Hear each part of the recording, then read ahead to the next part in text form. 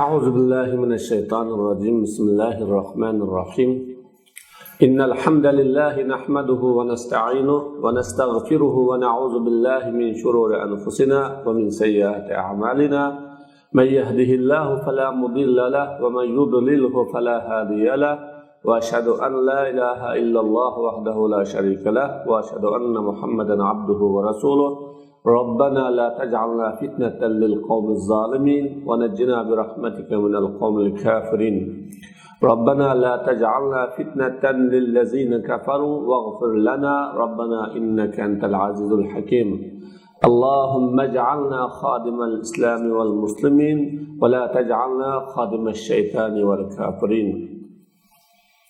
Assalamu alaykum va rahmatullohi va barakatuh. Hurmatli o'quvchilar, saboqdoshlar, bugun darsimizga xush keldinglar. Yana Allohning fazli rahmati bilan darsimizni davomlashtirmoqchi. Bugungi darsimiz vitr haqida bo'lgan bo'lib, vitr vojibmi, farzmi? Vitr 3 rakat o'qilamdi yoki 1 rakat o'qilamdi?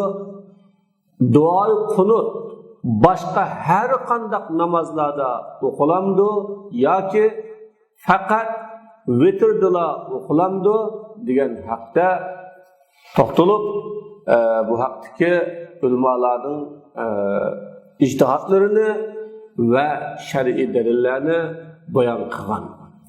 Bugungi darsimizda qiroat, ya'ni namozda o'qiladigan qiroat Suratul Fatihaning o'zi mu yoki Suratul Fatihadan bilan Qur'onning qaysi oyatlari bo'lsa bo'lamdi? Agar Suratul Fatihadan bilan oyatlar o'qish farz bo'lsa, 4 rakatlik namozda oldingi 2 rakatda o'qish farzmi yoki 4 rakatning hammada o'qish farzmi yoki biror rakatida o'qilsa qiroatni farz kifoya qilib boshqasi o'qimasa bo'lamdi va yoki hammaga o'qish kerakmi degan bu haqda biz to'xtalamiz. Bu haqda to'xtalamiz. Shundaqla qiroatning o'zi farzmi yoki qiroatning miqdorida turish bu farzmi? Mana bu savollarning javobi bugungi darsimizda muayyanlashadi va bu javob darsimizdan ro'shan holatida topiladi. Musannif bu savollarga javob berish uchun deydi, faslun, bu bir bo'lim, al-qiroatu farzun fir rak'ataynil ulayayn.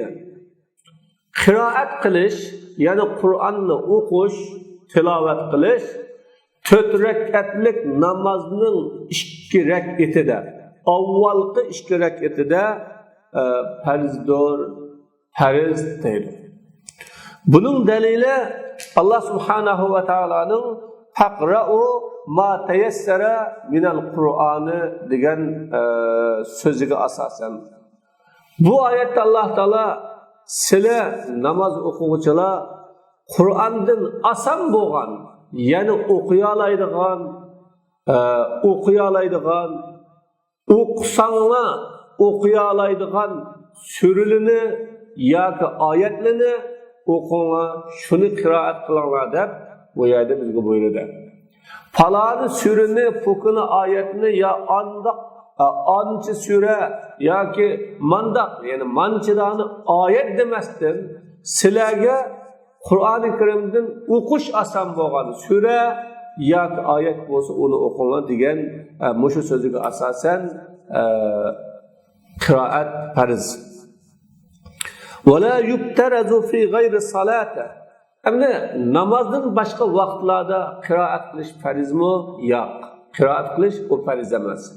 Agar bir odam namozdan boshqa chog'da Qur'on o'qimay qolsa, qiroat qilmay qolsa, ya o farzni tashlaganning gunohi unga yuklanmaydi. O farz emas. Namozning g'ayrida farz emas. Namozning g'ayrida Qur'onning o'qilishi farz emaskan, cho'qim bu oyat namozning haqqida tushgan oyat. Buni bu Qur'onni o'qish, qiroat qilish nada Qur'onni o'qishning farzligi nada muayyanlashdi desa, namozda u muayyanlashdi. Unda bo'lganda namozni o'qish farzkan. Chunki faqra'u degan amr. Amr degan aslida farzlikni, vojiblikni talab qiladi. Vojiblikni talab qilganlik uchun unda bo'lgan chaqda Qur'onni o'qish vojibkan.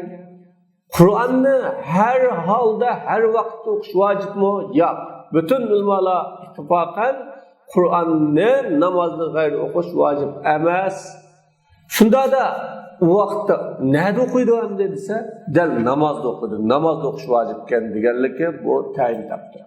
Ulamolarning hammasi birdek namozda qiroat qilishning vojibligi, ya'ni farzligi birdek kelgan bo'lsa-mu, ammo o namazning rak'atlarining qaysida u farz cho'qim ado topadi deganda Imom Quduri rahimahulloh, Imom Abu Hanifa rahimahullohning mazhablarini asos qilib, ijtihodini asos qilib, avvalgi 2 rak'atda deb tayin qilgan. Ba'zan mujtahid imomlarimiz 1-rak'atda deb tayin qilgan. Ba'zanlar 4 rak'atning hammada deb bekitgan. Chunki buningda 1, 2, 3 rakat, 4 rakatlik namozning hammada 4 rakatning hammasi asos. Asos bo'lganlik uchun uningda 1-rakatda farz, 2-rakatda farz emas yoki 3-rakatda farz emas degani bo'lmaydi. O'xshash bo'lishi kerak deyilganlikni asos qilgan. Demek, endi Hanifilarning, ya'ni bizning mazhabimizning avvalgi 2 rak'atni xos qilishida Rasululloh sallallohu alayhi vasallamdan mustahkam, sahih bo'lgan hadis kelmasimi? Ammo sahoba kiramlardan kelgan, ya'ni sahoba kiramlardan 2 rak'atni qiroat qilmagan chog'da oxirgi rak'atni qazoan qilganligi kelgan. Peygamber aleyhisselam el-qiraatu fil ulayayni qiraatun fil uhrayayni degan bir hadis. Endi bu hadis ojiz hadis. Nayta mavzuga yaqin hadis.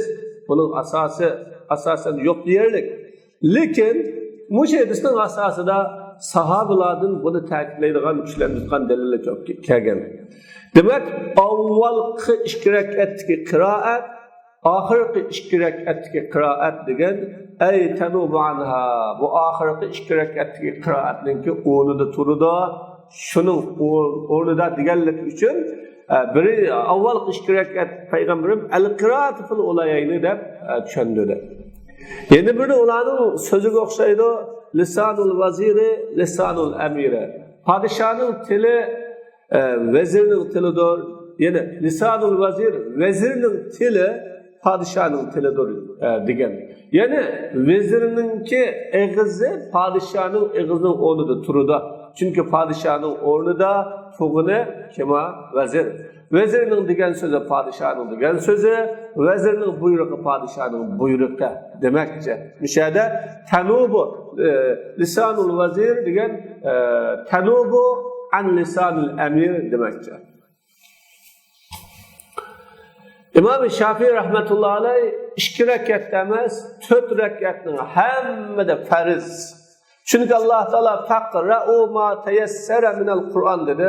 Namazda qiraat qilishning farzligini Allah Teala buyurdi va bu yerda avvalgi 2 rakatda farz, qoldi 2 rakatda farz emas deydigan bir tayanğıdak bir dalil yo'q. Shuning uchun hammasi farz degan. Sünnetun fil ahirin fil uhrayna. Kimki 2 rakatda sunnat va in sabbaha fihima ajza'ahu. Agar u 2 rakatda tasbih etsa, Kur'an okumay, kıraat kılmay, Subhanallah dese onunla kifaya kılıdı. Yani şu Subhanallah degen gapın kifaya kılıdı. Biz onu bayan kıldık yukarıda. Sünnet oğallık için. Kale, musannif deydi ve miqdarul ferde. Hem de kıraat farzken. Bunda oğan çağda bir sürü okulamdı. Ya ki bir neçe ayet okulamdı. Kancılık okusa farizliki kifaya kılıdı. Farizni ada kılgılı buludu. Deyilgen hakta deydi musannif. Fariznin miktarı bir ayettir. Her bir rekatte. Namazının her bir rekatide bir ayet okulsa fariz kifaya. Boldu. Niçin aşındak deyla dese? Çünkü bir ayet bu yerde Allah Teala'nın fakra'u ma teyessere minel Kur'an degendekin Kur'an'dan en azını okunan demek asan boğunda okunan degendekin bu yerde kayıt yok 3 ya ki 1 ya ki 2 ya bir sürede kayıt yok. Kayıt olmaganlık için en tüyünü bir ayet yukarısı kaçlık olsa buludur. Şuna tüvenini biz bayan kılış için farizin miktarı da bir ayet dedik.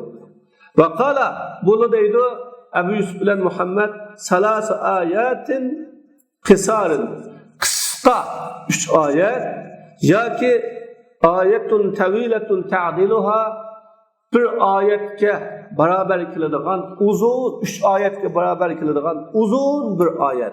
Muşunda bunu şükre. Nimiş karşında li'ennel Kur'an ismun lil mu'ciz. Çünkü Kur'an-ı Kerim bu mucizenin ismi. Yani Kur'an mucize deyimiz. Ve la mucize dune zalik. 3'nin tüğünde ya ki 3'ke neme kıladigan, beraber kıladigan bir ayetin, uzun bir ayetin tüven bu azda mucize yok. Bunu mucize buludu digili olmaydı. Allah Teala ve in kuntum fi raybin mimma nazzalna ala abdina fa'tu bi suratin min mislihi deb sure bilen tahaddi yani jang e'lon qildi. Endi sure en tüvende 3 ayet. 3 ayet bo'lganligi uchun Allah Teala tahaddi qilish uchun mo'jiza Qur'onning mo'jizaligini 3 ayet bilan isbotlamoqchi demakchi. وله قوله Abu Hanife rahimahullah'ın delili Allah Teala'nın faqra'u ma teyassara minhu. Kur'an'dan sizlarga asan bo'g'inni, o'g'ay bo'g'inni o'qimadi de min g'ayri taqyid qayd qilmadi. Yoki bir sura demidi, yoki 3 oyat demidi, yoki uzun bir oyat demidi. Qayd qilmadi. Anda bo'lganda va ma dunal aya xorijun. Bir ayetning tövündeki o çıkıp gidiyor. Çünkü bir ayetning tövündekini o ayetdeki olmaydı. O hem asan boğunlu okunulduğunun boğmadı. Tabakiye mavara anda boğanda onun aksitiki kap kalıdı. Yani özbet ölen kap kalıdı ki o bir ayetning tövündekini ayette onu okunulduğun emrinin içe girmeydi. Ve la yubterazu kıraatul şuna bu Kur'an'ın bir ayet okusun bunu da deyilgen. Ama avla Allah Teala fakra'u ma teyassara minel Kur'an deganlik uchun nima? Fi raybin mimma nazzalna ala abdina fa'tu bi suratin min mislihi deganlik uchun bir sura 3 ayet, 3 ayet. En tuvendeki sura qisqa sura 3 ayet. Ve la yubtarazu qira'atul Fatiha fi salat li itlaq ma talawna. Anda o'g'an chaqda qira'at farizken sura Fatiha nima deyilse sura Fatiha'ni namazda o'qish bu fariz emas, fariz deb qaralmaydi. Litlaq ma talavna biz yuqorida o'qigan oyat mutlaq bo'lganligi uchun. Bu yerda ma tayassara minhu deb o'qidi. Alloh taolochi ma tayassara minhu dedi. Ma degan am bo'lgandan sura Fatiha'ni o'z ichiga oladi. Uningdan boshqa 114 surani o'z ichiga oladi va 6666 oyatdagi oyatni o'z ichiga oladi. İşkillip namaz okuyucu okuyalıgan sürünü ya okuyalıgan ayetini okusanlar buludu demekçe şuna bu yerdeki Allah'ın sözünün perizini haslemedi, amledi. Kıraat am. Sür Fatiha bulamdı yoki boshqa sura bo'lamdi, yoki boshqa oyat bo'lamdi. Qiroat farz. Shunga bir odam namoz o'quvchi namozda suratul Fatihani o'qimasami namoz bo'ladi.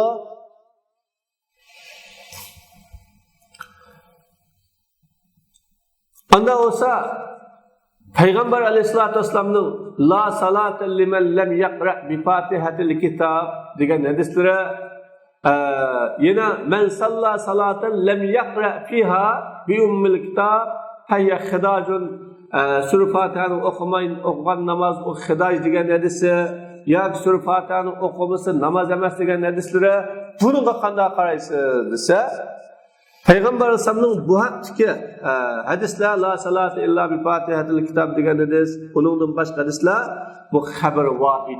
Yani bir adamın bergen haberi la yejuzu nasxu itlaqil kitab biha. Kur'an'ın mutlaqligini bunun bilan amaldan qoldirish to'g'ri emas. Qur'on mutlaq, faqra'u ma tayassara Qur'on mutlaq. Mutlaqni bir tal haber vahid bilan muqayyad qilg'ili bo'lmaydi. Muqayyad qilib sura Fatihani o'qish farz degili bo'lmaydi. Unda bo'lganda o farzlikda Qur'onga qetib qo'yg'ili bo'lmaganlik uchun qanday qilamiz desa fayuhmalu alal vujub. O vaciblikka hamle qiladi. Vacib sura Fatihani o'qish vacib, dunal farziya farz emas. Kema qulna yuqorida biz deganimizga o'xshash tavfiqan maslashtirish uchun. Endi Qur'onning oyatiga amal qilish uchun faqra'u ma tayassara degan oyatni tutqi qilib turib farz, qiroat farz, Peygamber Aleyhisselam'ın hadisini tutqi qilib turib suratul Fatihani o'qish vojib deymiz. Vel vacibu al-Fatiha ve sura ev salas ayat. Suratul Fatiha yoki bir sura yoki 3 oyat, bu 3 oyat bu nima? Bu vojib. Bu vojib. Chunki Peygamber Aleyhisselatü Vesselam shuningga davomlashgan tashlamay, Rasululloh tashlamay davom qilib kelgan bo'lg'achqa bu vojib. وَلِذَلِكَ وَجَبَ سُجُودُ السَّهْوِ بِتَرْكِهِ صَاحِيًا. Şunlaçqa Suratul Fatiha'ni o'qimagan ya biraz surani o'qimagan ya en aqallisi 3 oyatni o'qimagan kishininki sahvan hamda esida yo'q yoki boshqa bir ish bilan mashg'ul bo'lib qilib o'qimagan kishiga sajda sahvi vojib deymiz. Demişqa vacibli terk etkenlik için secde sahvi vacib. Ama cumhur ulamalarının karşıda Suratul Fatiha'ni o'qish farz. Suratul Fatiha'ni o'qish farz. Farz bo'lganligi uchun Fatiha'ni o'qimay o'qigan namoz o namoz emas. Ve sünnetu en yakra'a fil fajri ve zuhri tivalel mufassali ve fil asri vel işai evsatahu ve fil mağribi kısarahu. Emni namazın sünnetlerini bayan kılımız. Sünnet, bomdat bilen peşimde uzun tivalı mufassalini, Kur'an'ın surelerini işgılgı buldu. Tivalı mufassal, kısar ve evsat mufassal, kısar mufassalda. Ma tivalı mufassal degan en uzun sureler. Mesela Sure Baqar, Sure Nisa, Sure Ali İmran degan o'xshaydi. Ma avsat mufassal degan 23-24 paylining mindiki Suratul Fath, Suratul Muhammad, Suratul G'oshiya, Suratul Qiyomat degandeklar. Ama en kısıklıcı dese şu sure amme farının ahiristiki İza zulzilat mesela vel adiyat, el qari'a, inna anzalna sure degandek muşu sureler. Yani bunun da bomdat bilen peşimde sure tivalı mufassalni asrda ve xuttamda onun o'ttirisini namazda en kısıkısını o'qish sünnet. Ibn Hattab raziyallahu anhu Abi Musa al-Ash'ari raziyallahu anhuga ashunda qilish to'g'riliq xat yozgan. Wa la yu'rafu illa tawfiqan. Buning dalili nadin deganda bu tavqib bu. Yani Umar raziyallahu anhu tavqib, Umar raziyallahu anhu shunda yozgan buni mavquf. Qila al-mustahabbu an yaqra'a fil fajr 40 aw 50. Ba'zan ulamalar bomdatda 40 yoki 50 oyatni o'qish bu sunnat, mustahab desa, yana ba'zanlar 40 dan 60 kichilik oyat o'qish mustahab dedi. Ibn Ziyod min 60 ila 100 60 dan 100 gachilik bo'lgan oyat o'qish kerak deb rivoyat qildi. Oyatlarningki nimishga qalaymiz? Ya'ni ba'zi qisqa oyatlar bo'lib qolsa, u vaqtda 60-100 oyat, uzunroq bo'lib qolsa 60 oyat. Bikulli zalika waradatul asar.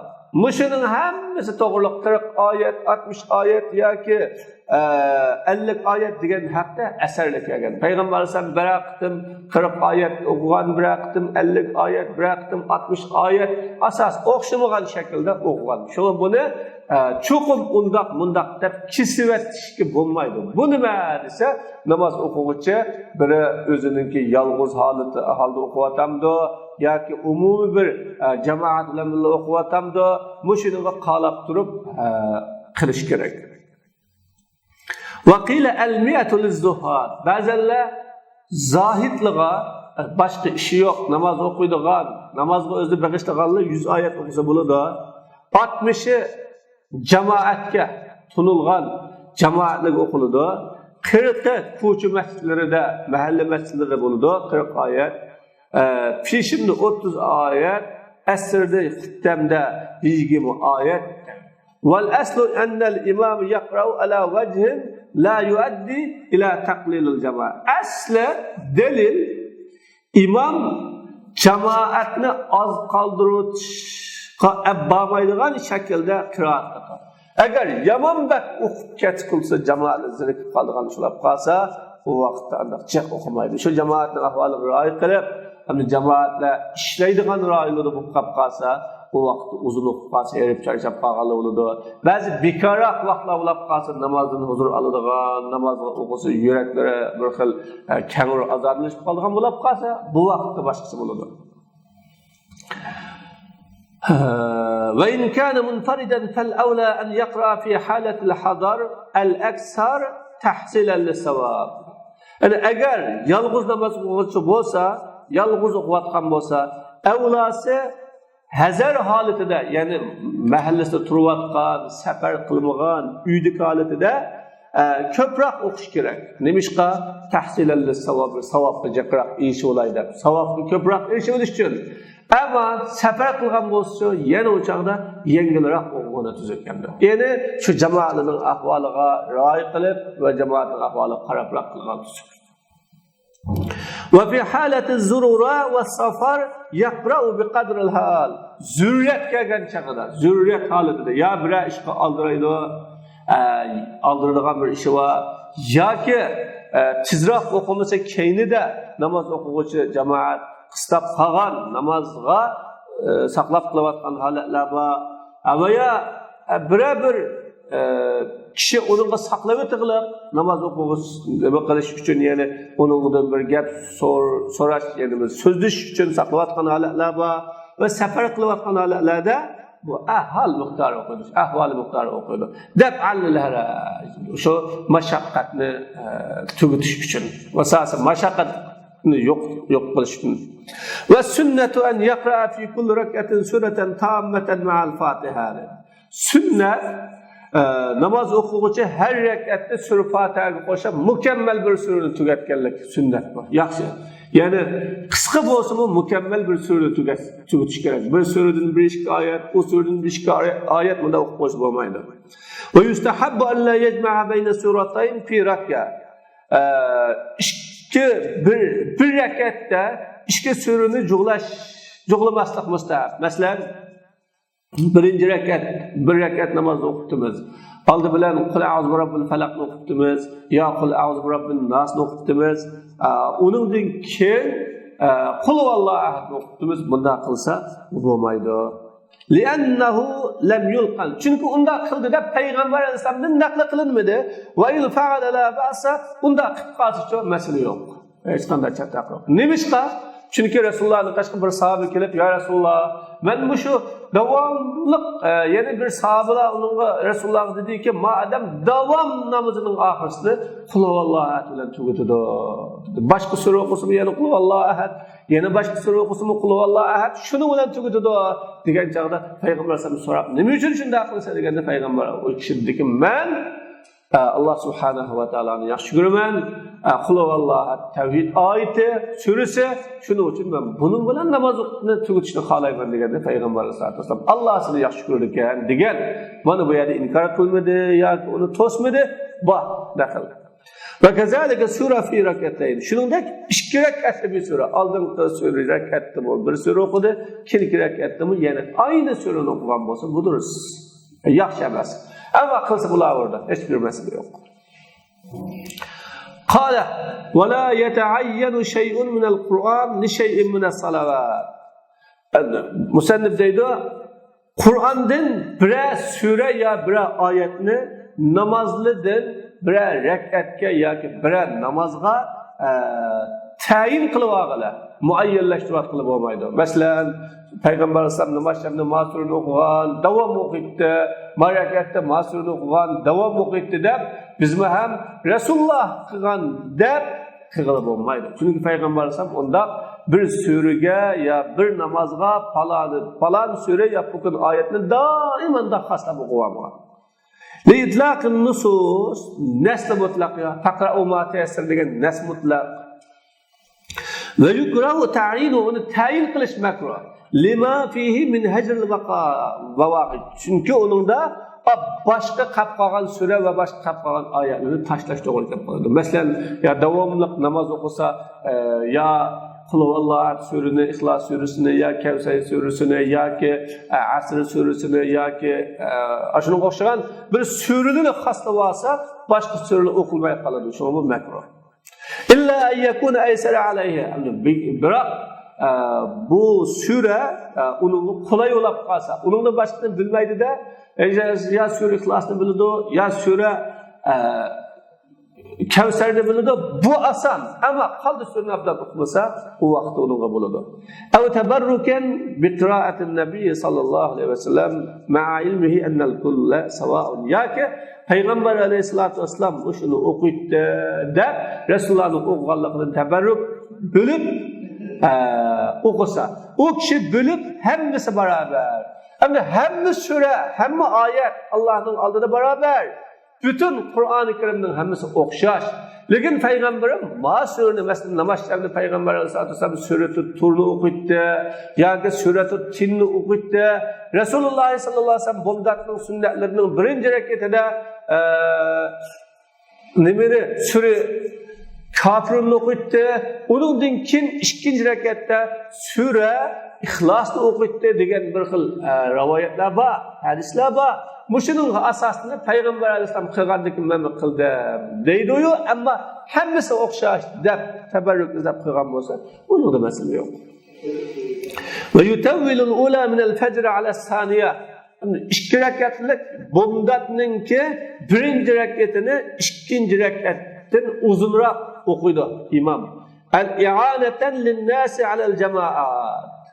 Nimishqa desa, odamlarni bir jamoatga qatnashib olsin, jamoatning savobini va fazilatini tepib olsin deb shuni yordam berishdi. Chunki uzunroq o'qigandan keyin ba'zi yo'lda qilayotganlar kap bo'la oladi, namoz tahorat qilayotganlar tahorat deb ulg'aylaydi, yoki ba'zi imom namoz o'qishning oldida sunnatni boshlab qolganlar sunnatni to'liq joyida o'qib iqtido qilib oladi. Shuning uchun bu mustahab.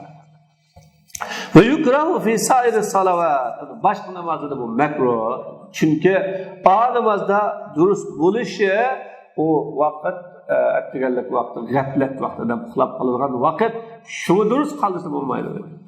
Qala Muhammad, Imom Muhammad yustahabbu zalika fi jami'i salavat. Hamma namazda shunday qilish mustahab.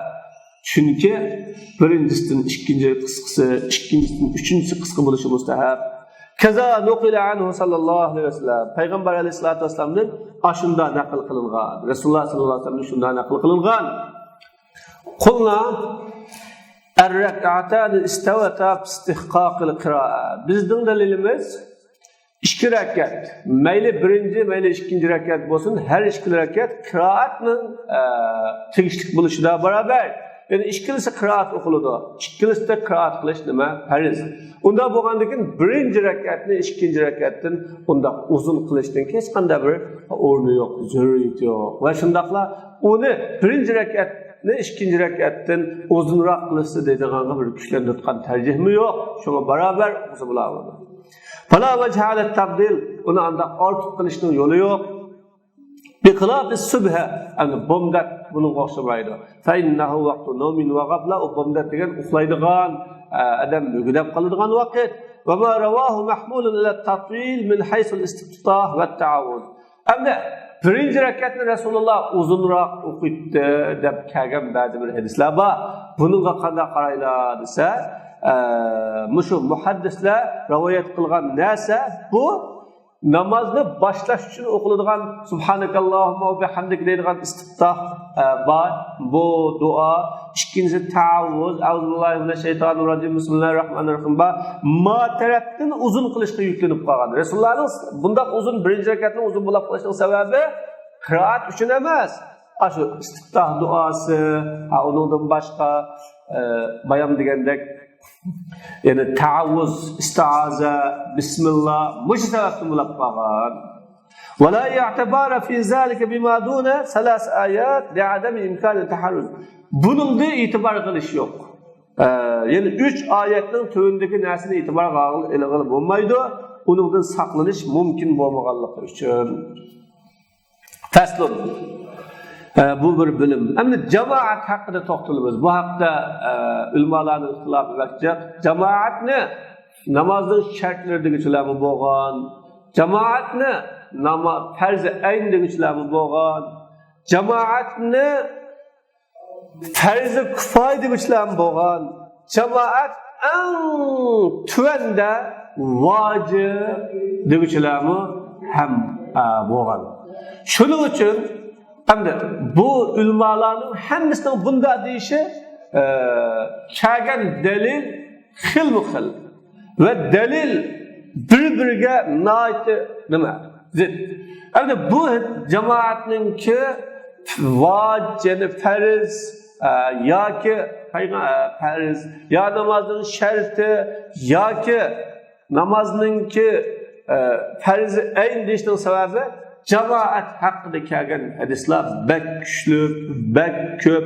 Hatto jamoatni urush holatida dushmandan qo'rqib o'qigan xavf namozi bo'lsa-mu, ammo Alloh taolo jamoatni ana shu vaqtning o'zidami ruxsat qilmadi.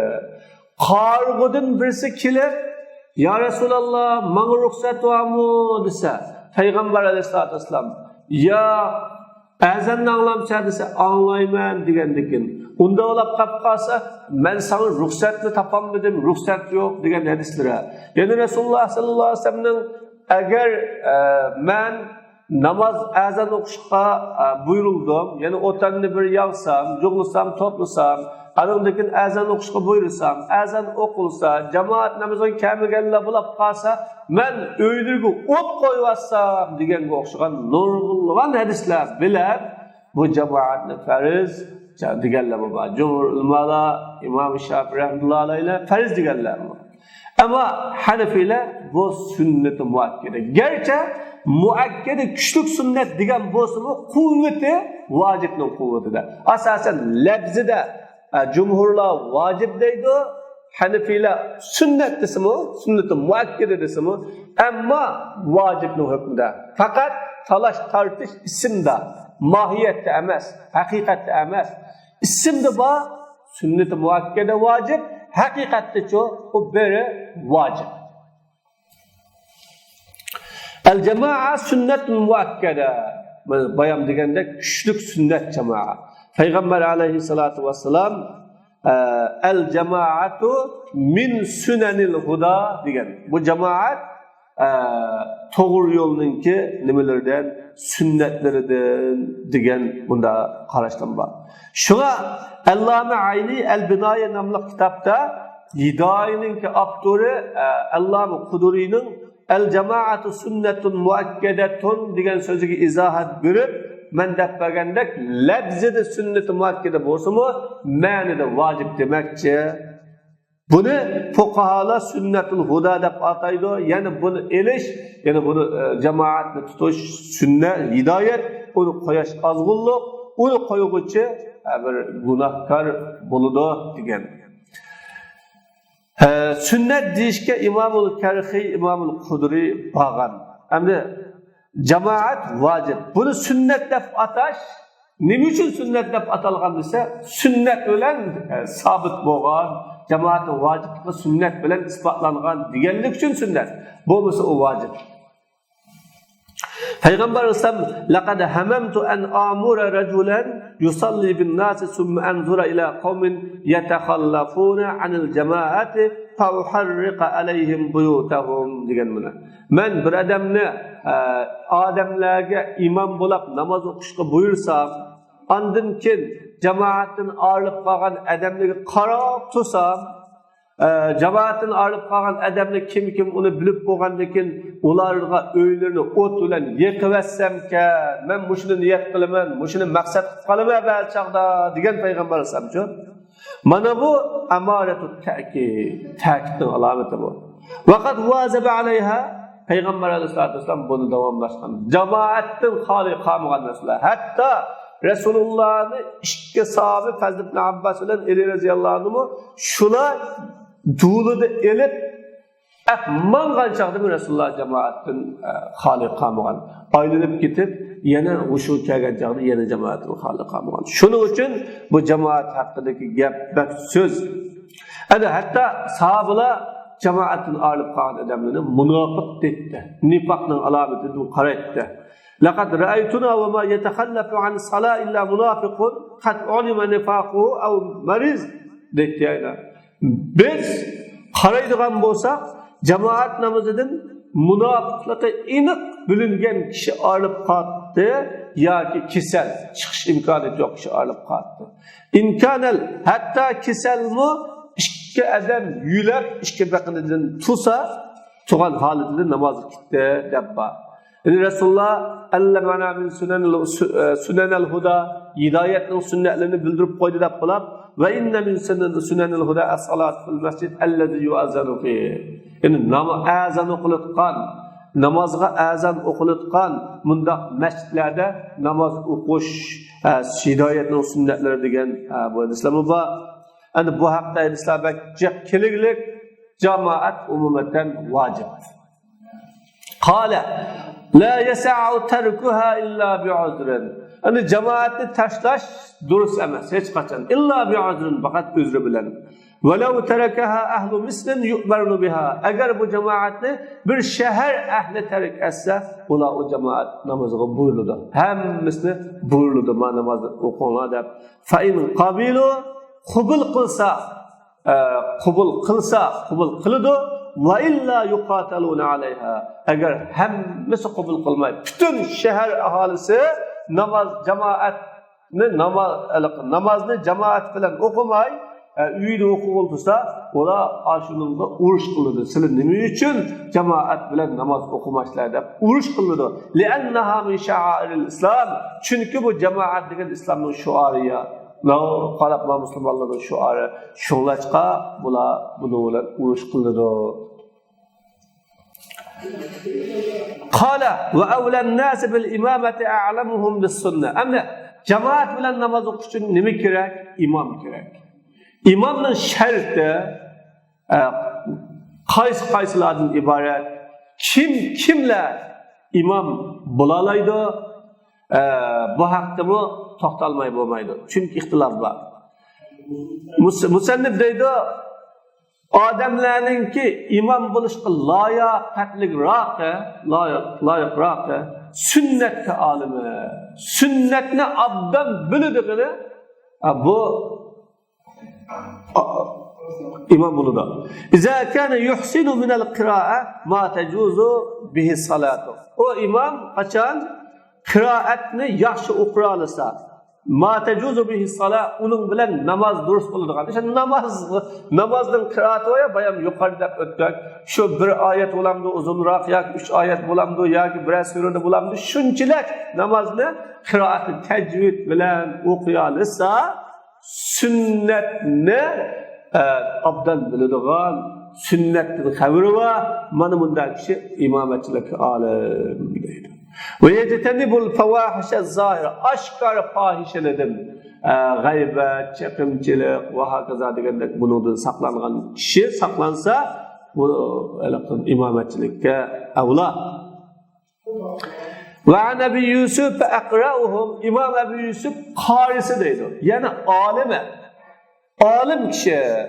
Çünkü Peygamber Aleyhisselatü Vesselam ya ummul kavme akra'uhum li kitabillah diye kavmga yani bir cemaatga ularning Allohning kitobini o'qitgan, yaxshi bilitqani imom bo'ladi degan.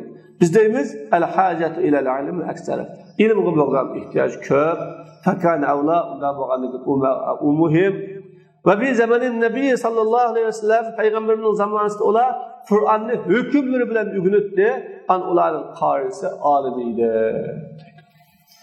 Demak alim raqı. Aynı vakti qari yoki. Endi qari imomatchilikka avlamu yoki olimmi deganda albatta jumhur ulamolarning qarshi olimi. Chunki Hanefi mazhabidami olimi. Chunki qiroatni sahobalar ayni vaqtda Qur'onni qiroat qilsa, ma'nosini bilib, mazmunini o'qib, hukmlarini tushunib, o'qigan bo'lg'achqa her bir qari alim edi. Şuna asl maqsad alim maqsad. Ama qari maqsad emas. Ama bazı mezheplerde faqih raqi, şunu tushunilganlar var. Yani bazı mezheplerde qarashlarda qarisi, bilmisi bu qari. Çünkü Peygamberim bu hadisda nima deydi o desa, ya ummul qavmi aqra'uhum li kitabillah. Qarisi deganlikin biz deymiz qaridan alim murad. Summa aqra'uhum lil hadis. Andan Qur'onni obdan biladigan, tushunadiganlardan keyin hadisni obdan biladiganlar. Summa arva'um agar hammasi hadisni yaxshi biladigan bir muhaddis yoki hadis shunas hadisni obdan biladiganlar bo'lib qolsa, shu hadisga obdan amal qiladigan, sunnatni yaqrab mangadigan, o'ziga tatbiqlaydigan farizkor taqvolari. Payg'ambar sallam men salla xalfa alimin taqiyyin fakannama salla xalfa nabiyyin degan bir hadisi var. Kim muttaqi alimning keynida namoz o'qisa, u payg'ambarning keynida namoz o'qigan bo'ladi degan bo'lganlik uchun. Endi gerçi bu hadis ba'zan ulamalar mavdu debdi, ba'zan ulamalar daif debdi. Qanday bo'lmasin, ish qilib hadisda shu alim, ya'ni taqvo kishi bo'ladi. Summa asannum agar hammasi taqvo ekan, unda olsa yoshda cho'ngroq bo'ladi. Peygamber sallam iza safartuma fa'azzina safar qilsanglar, azan o'qinglar, takbir o'qinglar, sizlarga yoshda cho'ngroq imom bo'lsin dedi. Endi yoshda cho'ng uchun ilmda barobar, uningdan taqvolikda barobar, uningdan qiroatda barobar, uningdan kim hammasi barobar bo'lib qolsa, yoshda barobar bo'lsa, yosh, ya'ni yashanganroq. Summa ahsanu agar hammasini yeshi o'xshash bunda bo'lib qolsa, ahsanuhum xulqan go'zal axloqi go'zal, axloqi yaxshiroq. Agar hammasini unda bo'lib qolsa, ahsanuhum wajhan yuzi chiroyliroq, go'zal yuzliroq.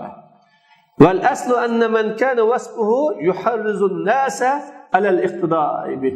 Asli kim desa onun süpti adamlarni onunla iqtidor qilishga qiziq turtgan bo'lgan kishi bu imomatchilik loyiq. Una qolsa, xalq uning tashqi kagisiga ketgan, yana unda chiroy sab yo o'zi vijik, paka yo kuyimsiz emas, chiroyini bunda bir xil bunda qamlashgan bo'lishi lozim. Imomatchilikka qamlashgan salohiyati va odam bo'lmasa bo'lmaydi. Kim bo'lsa o bo'lmaydi o.